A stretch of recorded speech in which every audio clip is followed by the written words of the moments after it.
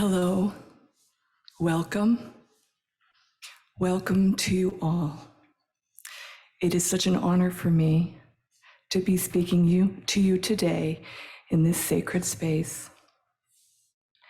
My name is Nola Casserly. I'm a new member of this church and of the community here in St. Helena, and I'm so grateful to be here today with you all. I'm here today with some people that you know: Helen Christensen, Sue Cottrell, Diane LeBlanc, and Bob Cantrell. And in luminous spirit, Rebecca Bell. As Amy said, Rebecca is out of commission today, but she is surely watching and with us here in spirit. This is her sermon today that I'm going to attempt to deliver to you with the same warmth and compassion that we all know is Rebecca Bell. Oh boy. First, the story of why we are all here today. It all started about 2 years ago when Reverend Amy talked to Rebecca about expanding the kind of help the church can offer people who are struggling. Whether because of the death of a loved one, an illness, the fires, loneliness, and of course, the pandemic. As most of you know, Rebecca is a psychotherapist here in town, has been for 25 years, and is known and loved. Amy suggested that they started a group forum, which she called Why It's Okay to Not Be Okay. Have you heard of it? Generally, when we're asked how we are, we're all so used to saying, I'm fine. I'm just fine. Another one we like is, oh, I'm so busy. Oh, I'm crazy busy. We've all learned that bypass. We know it well, as do I. And we know that to look and feel strong is what is valued here in this world. Understandable. But who do we turn to when we need support, when we have a problem? The Okay Not to Be Okay forums have been meeting once a month now for about 2 years, and something quite beautiful has been happening. As we met, led by Rebecca, Rebecca was able to create a safe, nurturing space. We all talked about our deepest fears, our angers, our sorrows. And it seemed like the intensity of the pandemic somehow opened up a new space to be vulnerable in new ways with each other like never before. For that hour, we could take off our masks, our I'm fine masks, and get real with one another. It was okay. It's almost like it was bad enough and scary enough to make it okay. Not to be okay. A phenomenon indeed. A phenomenon because when we shared these feelings out loud with a group of believers, we somehow felt lighter. It's like we had a container to put all this pain in somehow, to see it, to feel it. We could put it down, even just for a little while. We could cast it, our burden to God collectively. It was really quite something. As we shared, it was as if there was this palpable comfort that was knitting itself around us as a group, through the screen no less, via Zoom.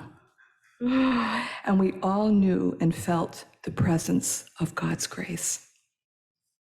It was a powerful experience indeed. This sense that we are not alone. We are in this together with God.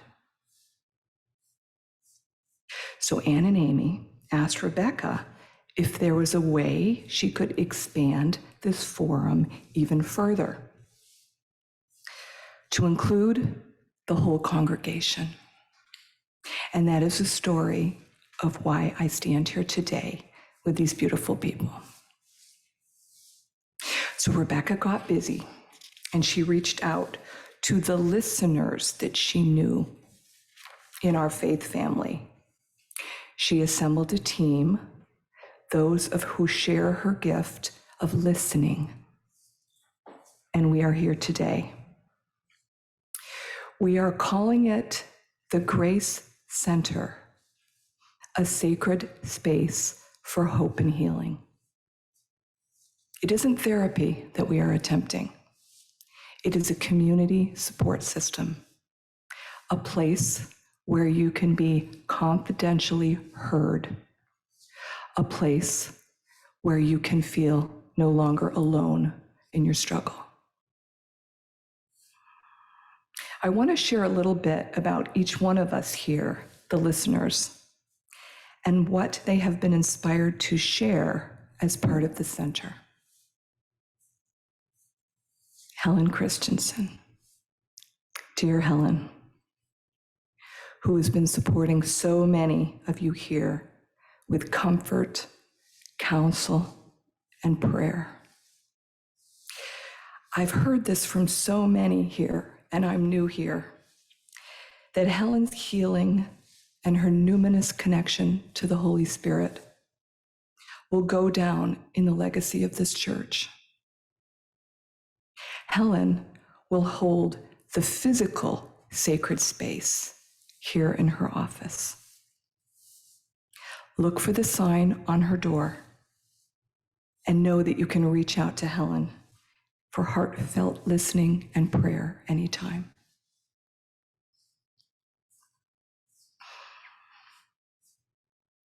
Sue Cottrell, who for me has been the historian of this church and community, the stories she has shared with me. Sue has a deep interest in people's story and the collective legacy we all share here. Her listening is truly profound and invites a deepening faith and a new understanding of your own needs and who you are as a human being. Thank you, Sue, for listening so compassionately as you have done for me and my story.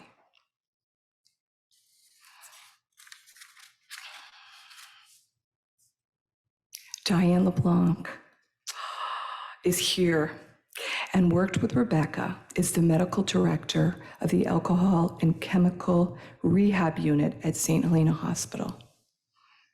The calm, care, and wisdom she provided there, she is now offering to the center and to our faith community here. Lucky are we.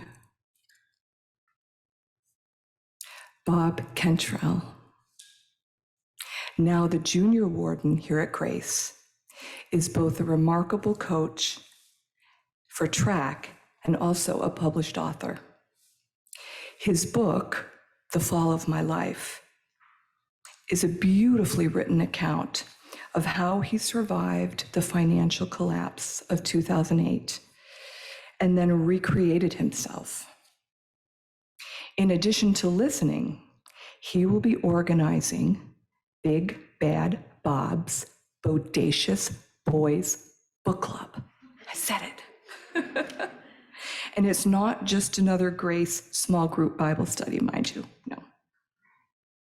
It's a platform for men to authentically get to know one another, for men to be comfortable not just as the guy that can fix it, but as the guy who can't always fix it and can share that with other men. Wow. Trusting in God and growing into ways of knowing our true self.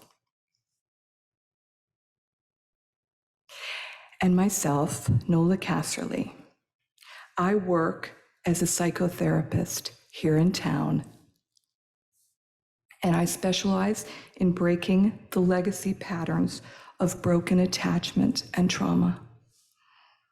They get handed down. I love children dearly and hope to help parents develop resilient children by teaching them how to process grief and manage emotion and reactivity.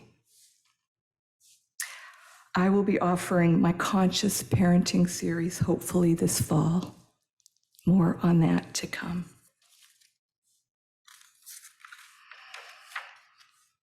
So this is only the beginning today.